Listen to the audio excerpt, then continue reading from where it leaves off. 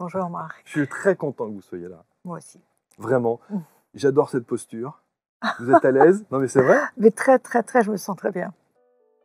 Alors, bon, je me suis un peu dégagée, j'ai pris mes distances par rapport au monde psychanalytique, qui est encore très enfermé sur lui-même, mais je reste très fidèle à la psychanalyse parce que Freud disait à la fin de sa vie que s'il devait revivre, il s'intéresserait à l'invisible. Et l'inconscient s'adresse à notre âme. Hein.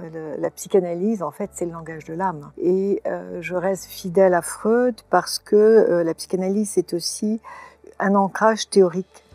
Et moi, je me suis spécialisée dans les états d'expansion de conscience, hein, avec la respiration holotropique et le chamanisme.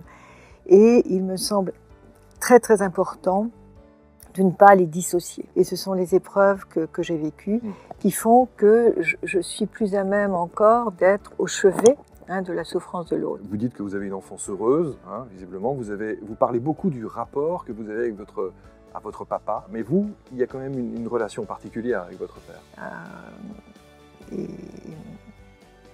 Mon père, c'est difficile d'en parler maintenant parce que c'est... Mais il ne comprenait pas du tout ce que je faisais. Et... Parce que vous aviez ces perceptions toute petite.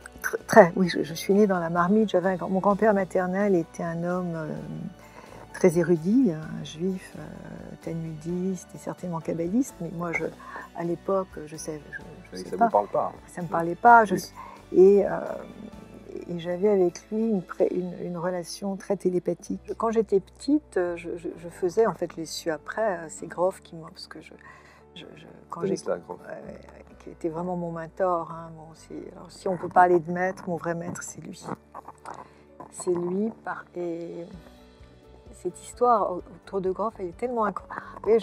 Vous avez l'émotion, hein, ça se sent. Ah là là.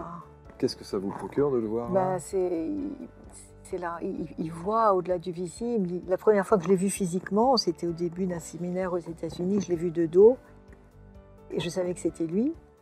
Et je suis allée le voir, je dis, mais Stan, j'ai l'impression de vous connaître, de te connaître. Mais il dit, mais nous nous connaissons. Parce que je crois qu'il n'y a pas de hasard, il y a que des rendez-vous. Pour moi, la pratique chamanique, elle est indissociable de ma pratique psy.